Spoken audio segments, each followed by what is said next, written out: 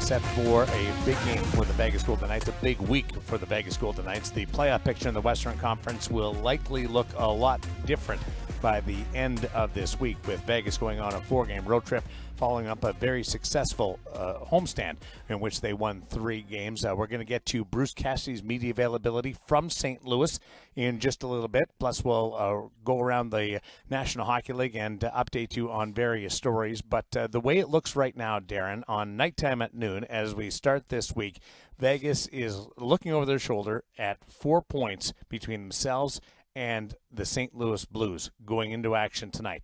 With a regulation win, it's 6, does you a huge favor as far as locking things down. If you lose in regulation, it's down to 2. That's the half empty side of it. Half full, you win tonight, and you're tied for 3rd in the Pacific Division, and you're only a couple of points behind the Edmonton Oilers for home ice.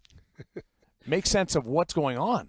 Well, the cushion that you were able to build up in October, it's vanished, right? So now you have a dozen games that are way more important and critical to your standings and making the playoffs than you ever, would have dreamt. So from that standpoint, these are critical games, more critical than you would have hoped for. But as you pointed out, it's down to you must win these games now. You can take a lot of pressure off your shoulders by winning in regulation tonight. Yeah, from that part of it, yes, certainly. It becomes a monumental game for a team that won the Stanley Cup, got off to a magical start, and has just kind of careened the rest of the season. So is this the most important game of the season? Oh, I knew you were going to make it a... Well, yeah, I would say... Maybe not the biggest. There's other rivalries. There's Winter Classic. There's higher profile games. But this is game 71. Is it the most important game of the year? Yes, it is. And I won't go coach speak and say, next game is the most important game. No, this is critical. This is vital. I mean, because if you don't win, if your opponent wins, if the Blues win in regulation, you're giving them juice. And they've been playing well lately. For Vegas, we'll get into the crease situation. We'll hear from Bruce Cassidy in just a little bit. I'm sure that that's part of his questioning as far as what Vegas is going to deal with Adin Hill leaving the game the other night in the victory over the Columbus Blue Jackets. But it does fall on Logan Thompson for tonight, and it was going to anyway because of the rotation. This is an opportunity for that young man as much as anybody else. Another one for Logan Thompson to take advantage of, as he's done throughout his playing days at various levels. Plays better, to me, when there's a little chip on the shoulder. He hasn't played probably as much as he had hoped in recent months. Now it might be him till the end of the season. So from an athlete's standpoint, it's like you want opportunity. You want an opportunity when it matters most. He missed out on the playing down the stretch last year because of injury. So right now, it's Logan Thompson's turn to write another chapter. So you think the way that he has navigated his career, this might be a boost instead of all the pressure being on him? And I don't know how long Adin Hill is going to be out, but for the next little bit, It looks like it's going to be Logan Thompson. The opportunity, the way he embraces this. Remember a couple of years ago when he was the guy trying to get this team in amid all the injuries. And played great.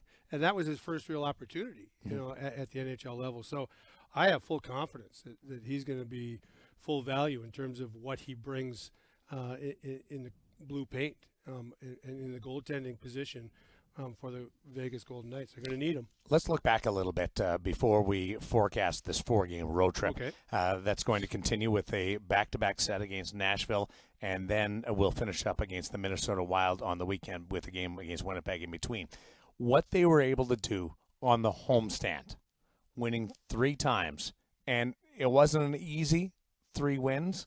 It was a very spectacular loss in the one that fell behind them, but they pick up the points and look like they really did establish something, a foundation on the defensive side. Well, you have your defense blocking more shots than your goaltender in a couple games, kind of unheard of. But to your point, 21 shots against, 21 shots against. You're back to being the team that is so difficult to get to the inside on around the net. So they did a great job defensively, and that has to be there. How much better do you think this group feels today than it did a week and a half ago? I think they feel okay about their game from that standpoint, but the reality is, it's tighter than you would have anticipated or liked. The whole notion of getting our game in shape, finding our, which they've done. We've talked about that, but you're still missing key pieces. Hill's out, Petrangelo's out. Mark Stone, the captain's out. So you've gotten pieces back, but it's been so fluid with your lineup. Hard to get consistency. If you have that base defensively, they'll feel good about themselves. But it's all about winning now. Tomas Hertl also remains out on his way That's right. back. Good news is that he is skating. He's never been in. Yeah, good point. He's on the verge of being added. Bruce Cassidy announcing last week that he is back skating, and the assumption always was that he was going to play before the start of the playoffs. If the group is sort of in that holding pattern about how they feel about themselves, what do you think the coaching staff's assessment of the team is now compared to that similar period a week and a half ago? Well, they're liking Dorofeev, his addition, what he's been able to, a bit of a rotation. Now he's productive. Good for him. Defensively, you've had to move people in and out. Zach Whitecloud was the coach's decision a couple games. I thought he was excellent. One of the best games I've seen him play all season long in his return. And that's what you have to do as an athlete. It's not what's happened. It's how you respond. I thought it was great. And as a core, Ben Hutton inserted in, fantastic results. So from that standpoint, I think the coaches are pretty happy. But you're always looking for the details. How's our power play? What's going to be? Well, that looks better. It looks better, right? You're getting some chances. Chances. Yeah, and they scored in back-to-back games. One was an empty netter late, but again, statistically, when I say they're getting chances, they're actually getting 7 opportunities. Like they're getting more opportunities where for a long time it was 0 for 1, 0 for 2. Tough to really establish anything unless you're getting 3 or 4 looks on the job per game, and that hasn't been the case. So they beat New Jersey, they beat Seattle, and they topped the Columbus Blue Jackets, and they played a really good game against Tampa Bay. What are you most encouraged if it's not the defensive foundation outside of that, being able to lock it down? How the lines look. Mm-hmm. They look cohesive. They look like they're establishing the forecheck more regularly, holding on to pucks in the offensive zone more consistently. And Will Carrier, his addition, helps that immensely. But it's just kind of that's our identity, and they're getting to that as well. I don't know whether Bruce addressed it. We'll get to that in segment 2 of Nighttime at Noon. But it'll be interesting to see what he does with the lines. I don't know whether he goes back to how they finished against Columbus or the more familiar look at how they started against the Blue Jackets. There's probably no wrong decision there. No, there isn't. It's really, you probably, to me, you go with what you ended with. Just because you're, again, looking for a little more jump, a little more cohesion up front. And when it looked good, it's like, okay, we'll start there, knowing full well, as you said, Darren, he can change it at any moment, again, if need be. Jack Eichel hits the 500-point mark in pretty impressive fashion. This is a player that has averaged the same number of points. I heard you say that on the show. Wow. Buffalo and Vegas. But how he's viewed, I think, league-wide, is very different, isn't it? Well, first of all, he won a Stanley Cup and was a huge contributor with and without the puck. And in Buffalo, you miss the playoffs every year. Nobody cares what you do without the puck as much. It's not looked upon because it didn't lead to anything substantive as a team. Whereas part of a team, he was a huge reason they won the Stanley Cup. And it wasn't just, Jack Eichel was productive offensively. No, he was good in the faceoff circle, doing yeoman's work 200 feet on the back check. So that's the reason. Everyone saw the full capabilities of Jack Eichel when it mattered, and he made it matter. The shot the other night. Wow, that release. Right? And he's looks like he's shooting more recently. Yeah, I talked to him the other day. We didn't really talk about specifics, more kind of stuff in general, how he's feeling, that kind of stuff. And he should, there's one of those things that he is taking lots of shots. That's not a bad thing. He's a shooter. Lots of his assists should be on rebounds, but the way he shoots it, sometimes there's no rebounds. No rebounds, That's a good right? thing, right. Let's get to break, and we'll come back with a interview with Bruce Cassidy, his media availability, Okay. and what is ahead from a lineup perspective. How's your voice holding up? You sound a little scratchy today. A little scratchy, and we've got a whole game to go. So we've got a long day. Okay. I was going to get you to do the reads, but I think it's flipped back to me in this department. So you save it because we need your analysis when it comes to game time. 4:30 is the pregame show tonight on Scripps Sports. And then we'll get to St. Louis. Ashley Weiss, Dave Gosher, and Shane Knighty. The most exciting games of the Golden Knights season are upon us. We're calling this the most important game of the year. Catch them all, plus the first round of the playoffs with the new Nighttime Plus deadline deal. When you subscribe to Nighttime Plus, gain access to VGK Classic games, exclusive content, and every episode of Nightlife and more. Ashley was just out shooting some stuff for Nightlife in St. Louis this morning. Don't miss a minute of the action. Subscribe now at nighttimeplus.com. We're back to Nighttime at Noon with Bruce Cassidy next on Fox Sports Las Vegas and Nighttime Plus.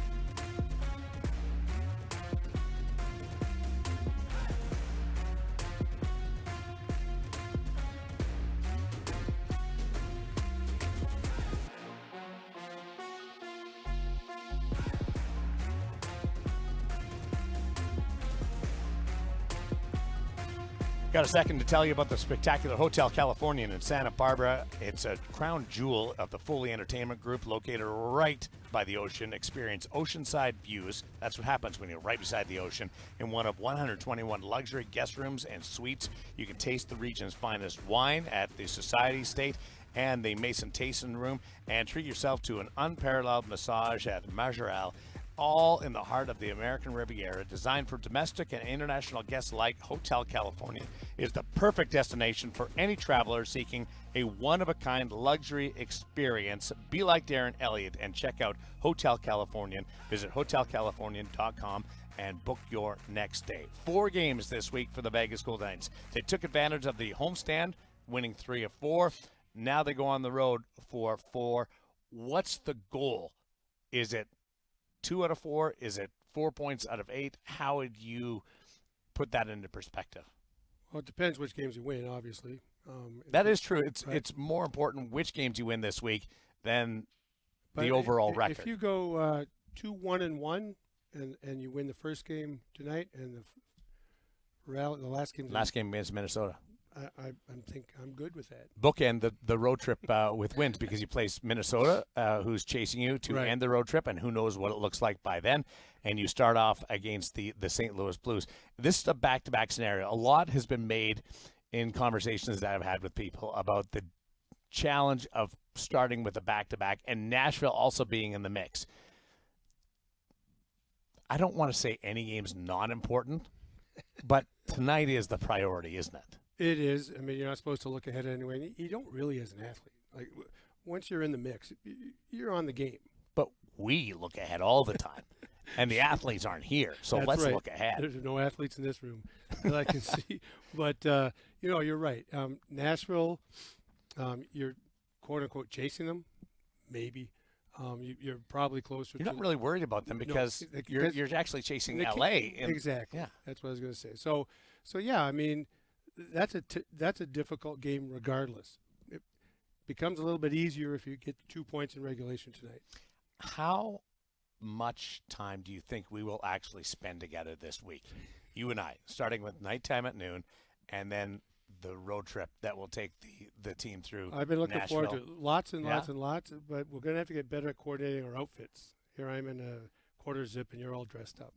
I got here early. I'm prepared. I'm really excited about this. I was downstairs with the guys at the rink. You know, it's funny. There are certain games you naturally look forward to, matchups or city stops, different things that will influence your opinion. Sure. This is just a plain old hockey game tonight.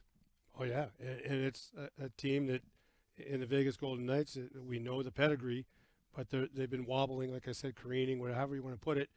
And they've, all the points that they had garnered October, good thing they did, because they need them now. And now it's all about mano a mano, team on team. The way you talk, it almost doesn't sound like they've won 5 of their last 7.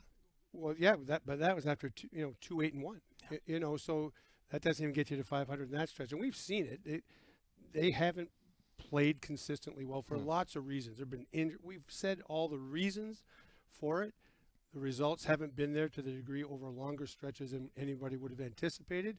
So now here you are. You're still in you're still in the right position if you're able to take care of business here in the last dozen games. And one of the reasons why it might not transition into or transpire into feeling like winning 5 of 7 is they've been hard games. That's right. They've all been close. You've had different issues 3 or non-playoff situations. teams. 3 non-playoff teams. Aiden Hill's out, so it's you haven't had Pietrangelo that. went Pietrangelo, right. You're right. You haven't had that take the load off the shoulders 5-1 game kind of thing to exhale. Well, and remember the playoffs? There were blowouts in the playoffs like you've never seen before, right? The beer was flowing early, and often. Love the beer. We'd love to get back to that stage. Exactly. We're not going to go do that right now, but we are going to pause and send things out to St. Louis. Ashley Weiss and company gathered around Bruce Cassidy for his media availability ahead of this game against the St. Louis Blues. A pretty big 4-game trip. Yeah, none bigger than tonight till you get to the next one, right? But certainly should be a good hockey game. Obviously, they know where they are, and we know where we are in the standings. So, I'm looking forward to it, and Again, we need the points, so do they. So that's about all that needs to be said. Your team on the homestand really dialed in the way they're defending. Is there still some room to grow in that area, and can you do it consistently? Well, we can definitely do it consistently. I think we have the mindset to do that. We've done it before in the past, just not as consistently this year as we'd like. So just some reminders, some cues, D up, forwards reloading, usually the trust in one another is what's made us be successful in that. Yeah, I mean, we're going to need it. St. Louis is a really good rush team, so you got to be over people. You got to manage puck between the Blues and don't allow them the blue line so that their active D can be part of it. You've talked a little bit about how, Pietrangelo kind of forced necessity is the mother of invention, and you put Haig and Hanifin together, and how good have they been? They've been excellent. They're really shutting down plays coming into our end. Hanny's done that with no matter who he's played with. Well, he's only really played, I guess, with Petro and Hager, but he's really good at surfing across and forcing people to get away from him. And now what he's doing is pushing him into his partner, and his partner's up. And a guy like Nick that's got a long stick, all of a sudden you really run out of room unless you have support all over the place. So Noah's really good at identifying that early, so before the support arrives. So now they're just chipping pucks behind him, and Noah has the ability to win that race, to get back on it. And Hager's a long body to get around, so he can steer that forecheck or whatever way he wants and give Noah a little extra time. That's what's happening, right?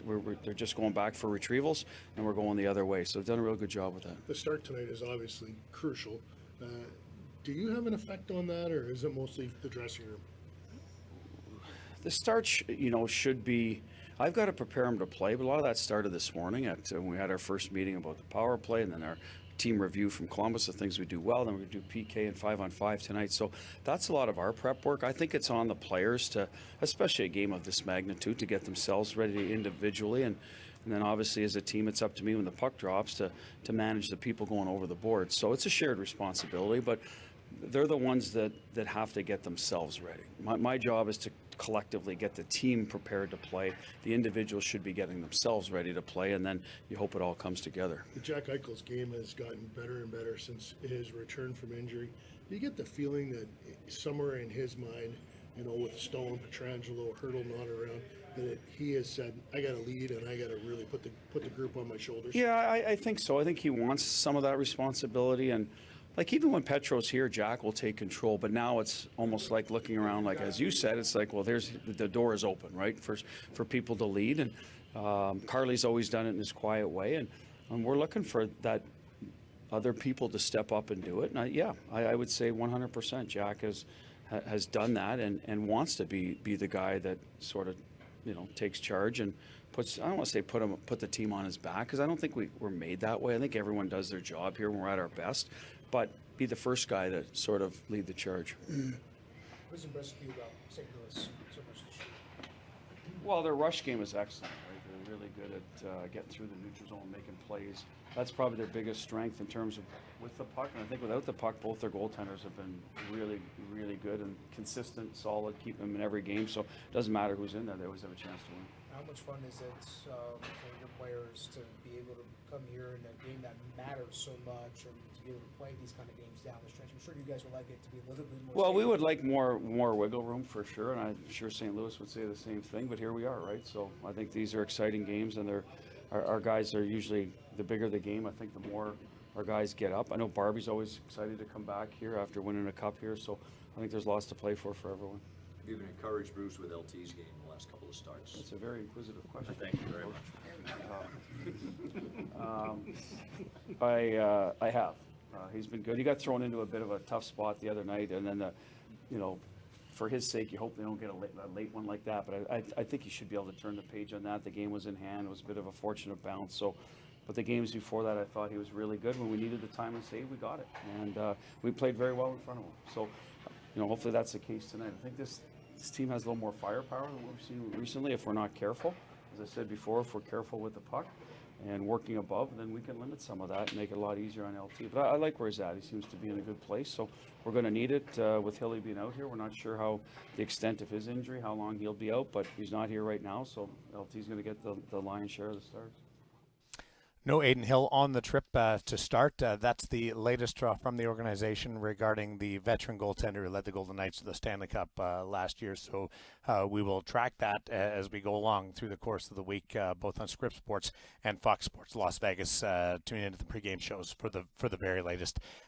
So that's the situation goal. Logan Thompson is the guy. Yuri Patera has been recalled. Nothing they haven't been through before.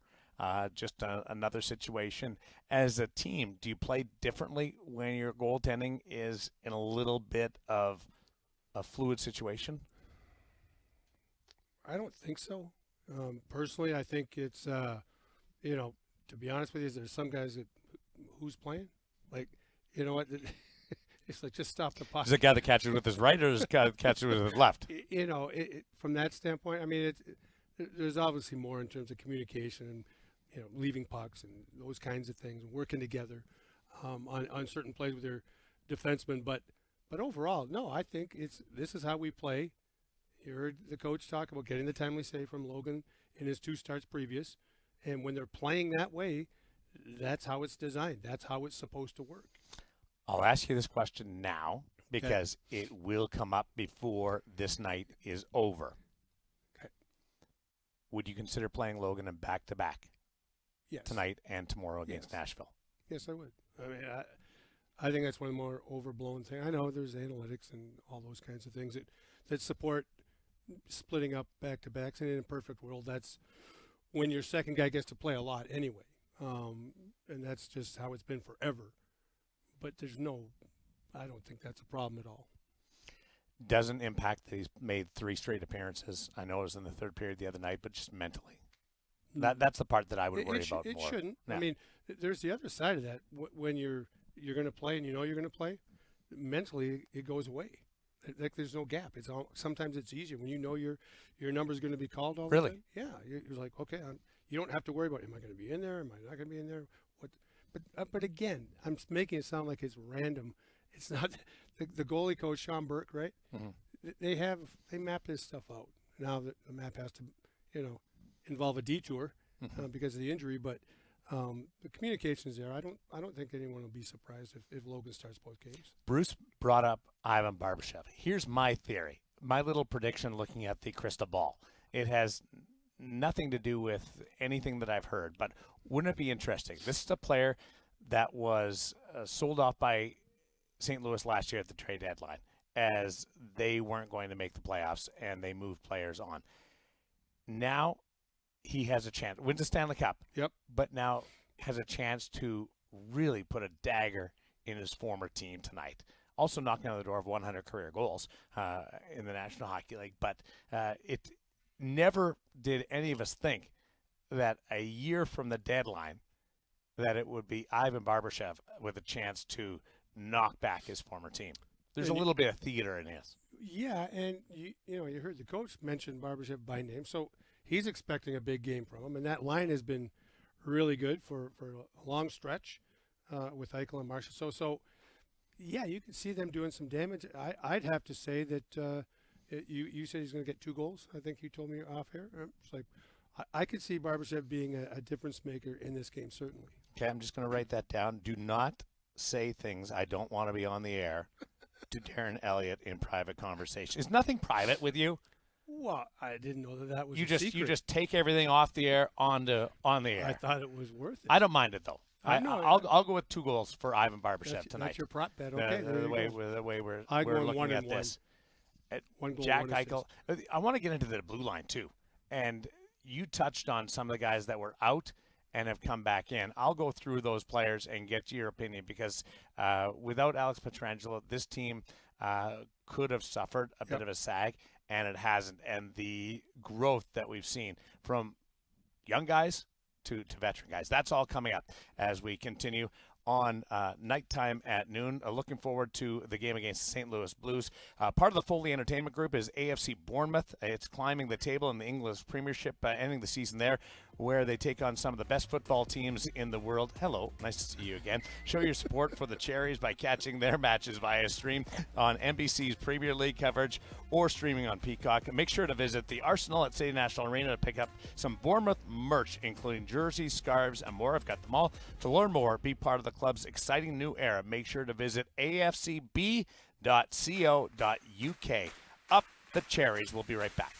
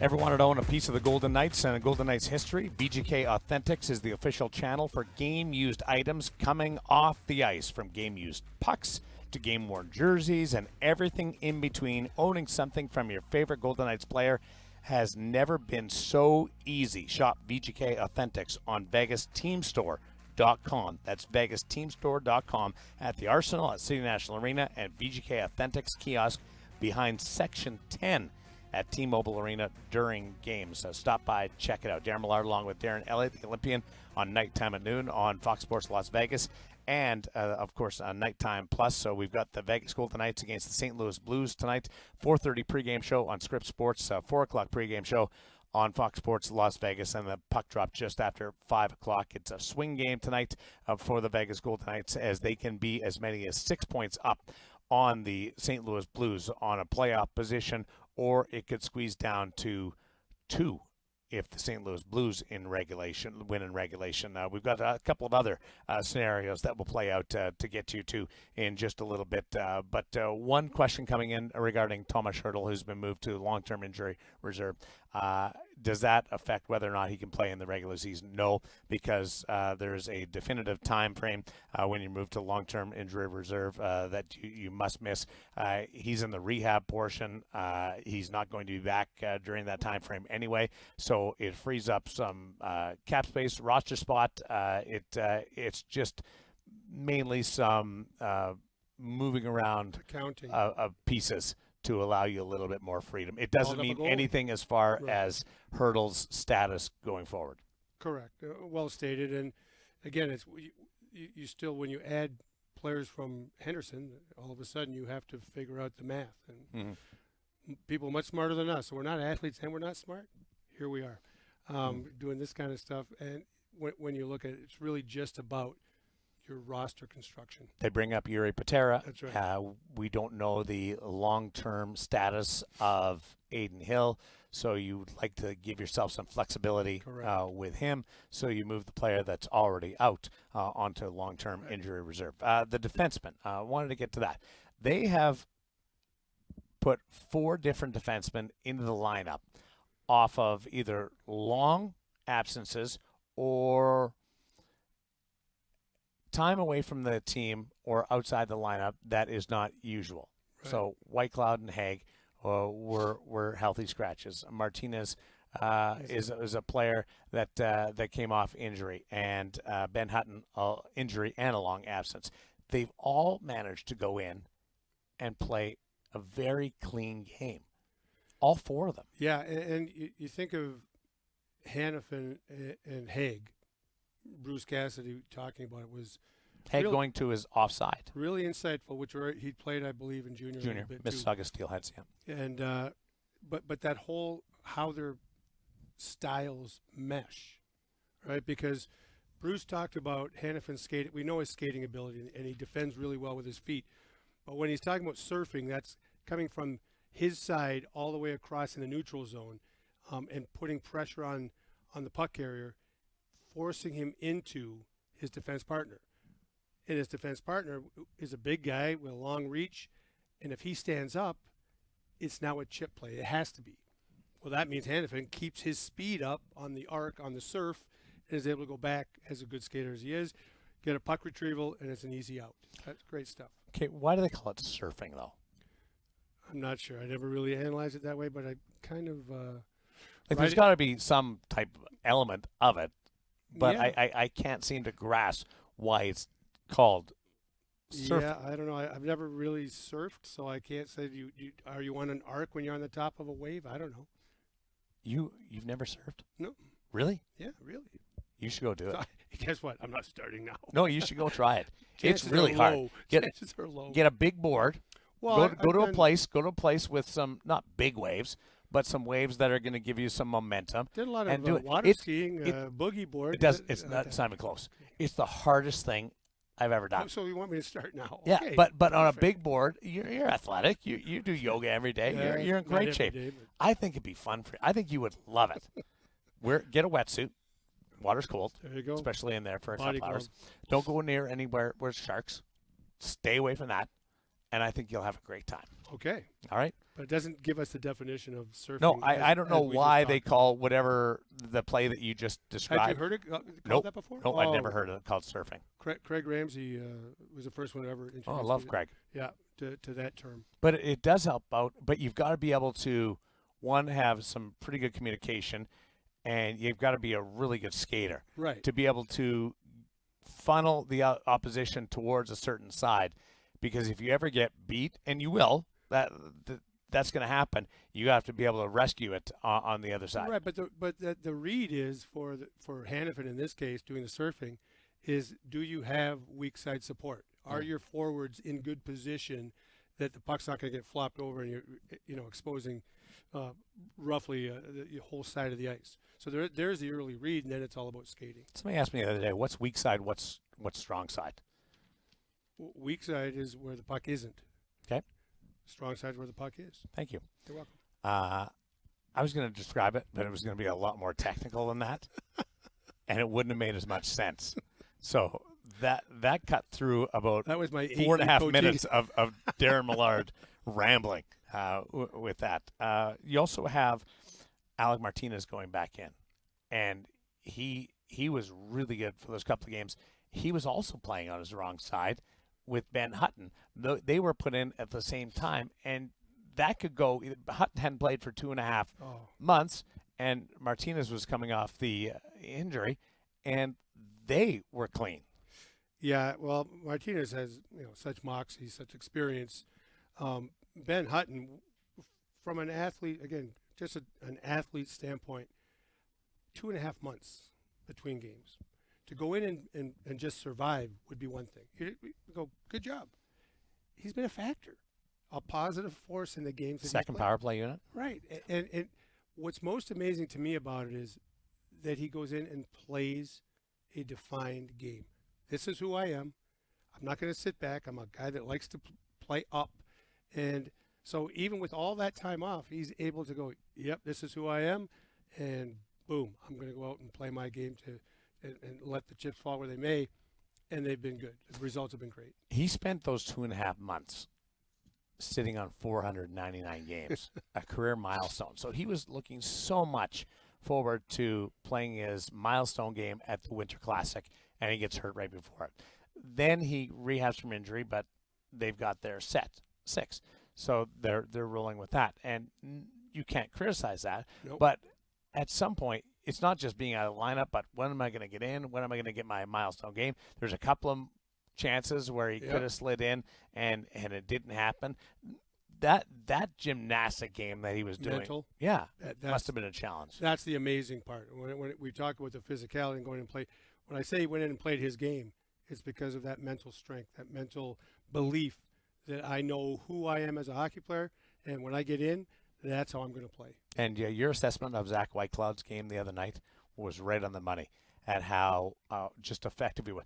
And there was a point in the second period where I saw more aggressive, assertive Zach Whitecloud in the offensive zone, where he let somebody else cover up front because he happened to be down low, and he stayed right between the hash marks looking for a deflection. He was playing the role of a forward and wasn't immediately worried about getting back and covering. It just like a different play. And I don't know whether that was from getting back in and trying to push it a little bit, something that's been suggested to him, or just the reset and feeling a little bit more free. I think it would be John Stevens getting with him, saying, look, here's when you've been effective in the past. And he was very aggressive offensively off that right point. I saw that too, that assertiveness. And then what happens when you're not playing well, and he was, for whatever reason, wasn't having the year that he wanted. And you don't want to, you're now playing not to make a mistake. Now you're not staying up on the forecheck. You've established yourself as the forechecker. You linger until there's a change of possession, and he looked really confident, and that's great to see. Golden Knights take on the St. Louis Blues. Pregame show on the television side at 4:30 on Scripps Sports, 4 o'clock on Fox Sports Las Vegas. The first playoff spot can be clinched tonight. We'll tell you who that is and what has to happen to make it occur.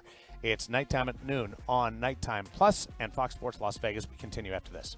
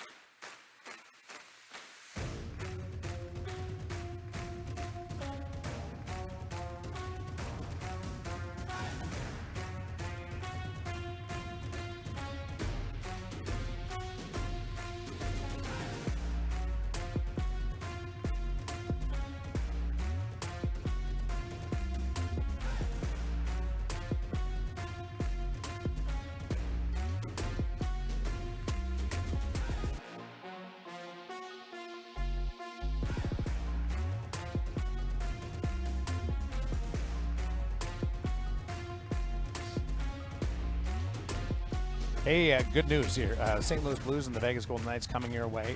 We've inching closer to that face-off tonight. It is the game of the year. It is the most impactful game. It can do a lot of good for the Vegas Golden Knights' playoff hopes, and it can also move them up in the standings. Vancouver and Los Angeles playing, and depending on what happens there, Vegas could be in a tie for third in the Pacific Division and within a couple of points of the Edmonton Oilers for a home ice spot. Edmonton enters with 88 points tonight, and the Vegas Golden Knights with 83. So you are looking at what could end up being, if Saturday's moving day in golf, this is a moving night for the Vegas Golden Knights, potentially, if things fall in place. And the other big development on nighttime at noon today is I think Darren Eliot's grabbed the surfing bug.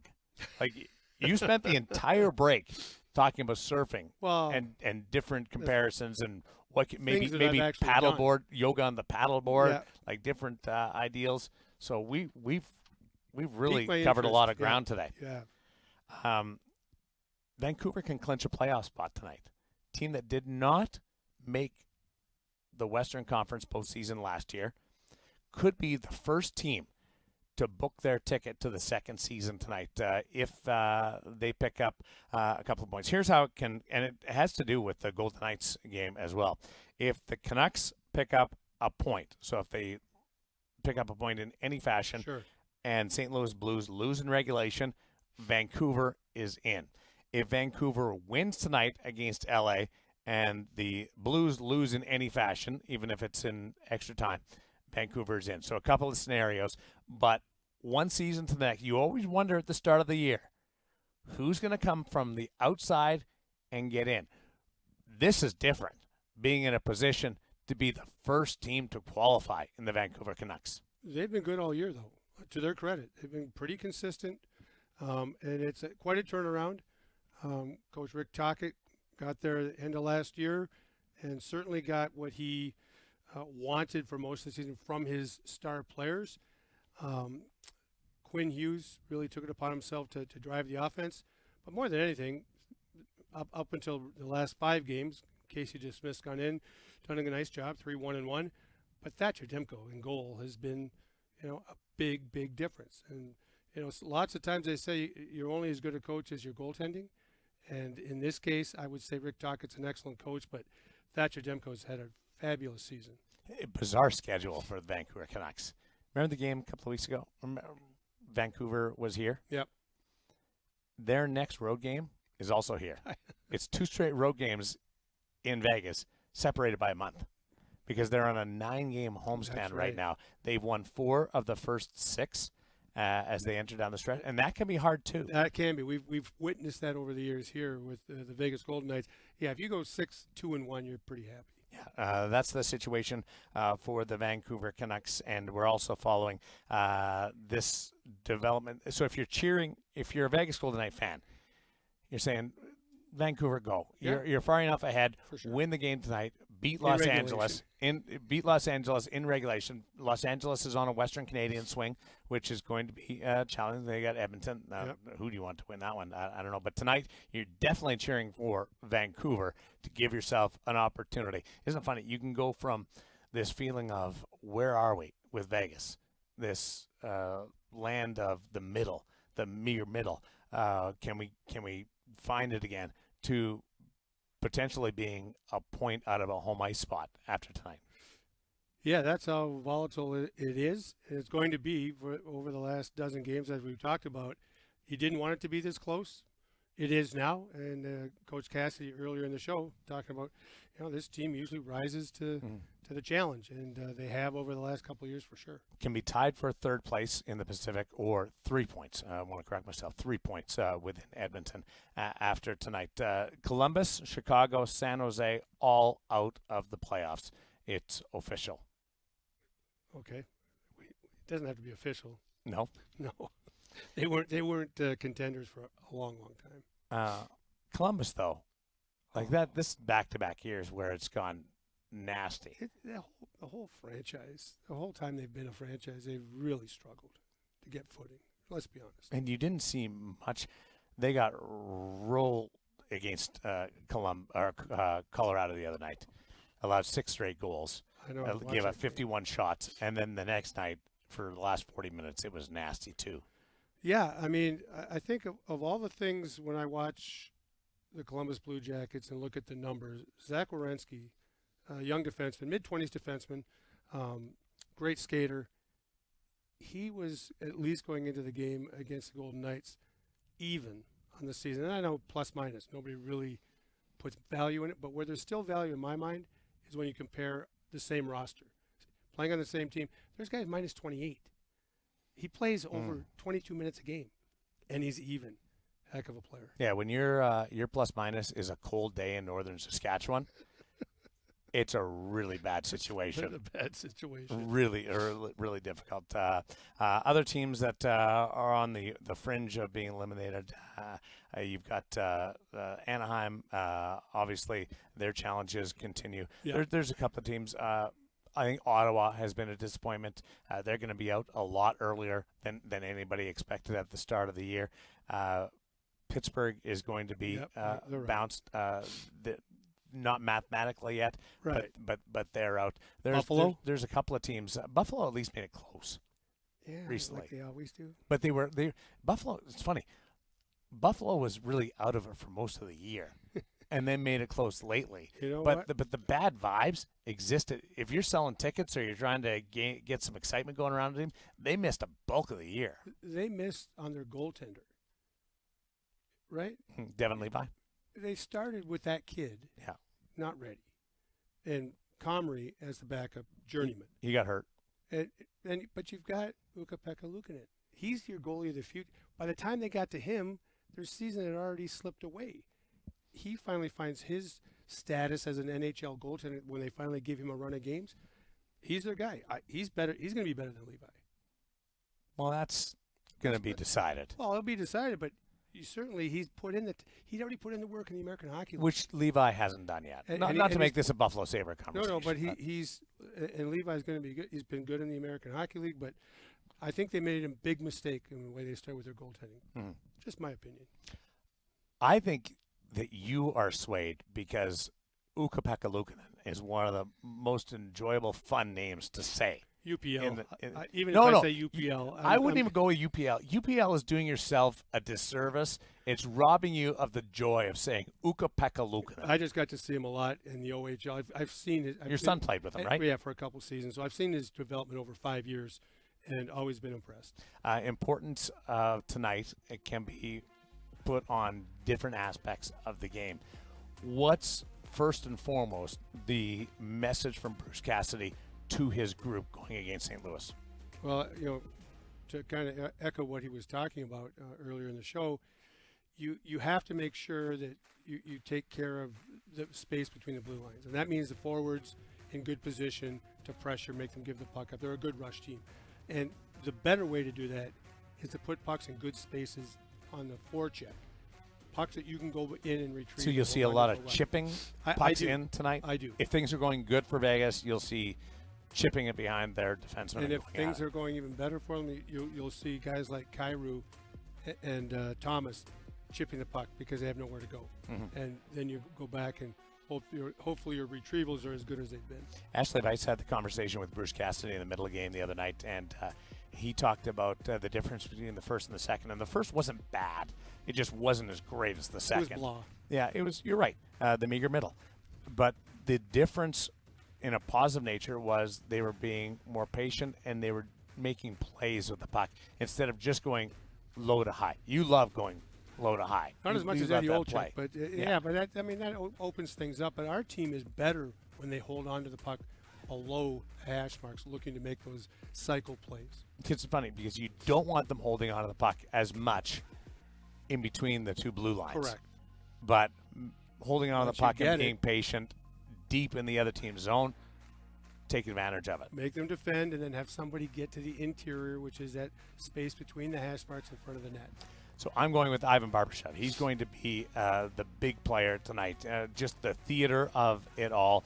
We've got Logan Thompson starting. Yep. It will be another appearance for him. It'll be his fourth straight appearance overall. Where are you sizing up the impact to come tonight?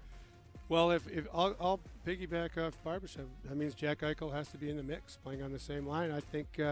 Are they on the way same he's line? We'll see. Well, we'll see. Yeah. That's right. I'm just assuming. Shouldn't have done that. No, but we don't know whether they. I'm not piggybacking off you anymore. It's like, Yeah. I'm going with Jack Eichel. All right. That's a good one right now. Milestone the other night for Jack. Yep. Maybe it's another milestone tonight for Ivan Barbashev. Right. Good It's always a copy for you. milestone Good copy for you. when I hang out with Darren Eliot. Thanks for listening to Nighttime at noon on Nighttime Plus and Fox Sports Las Vegas. Enjoy the game.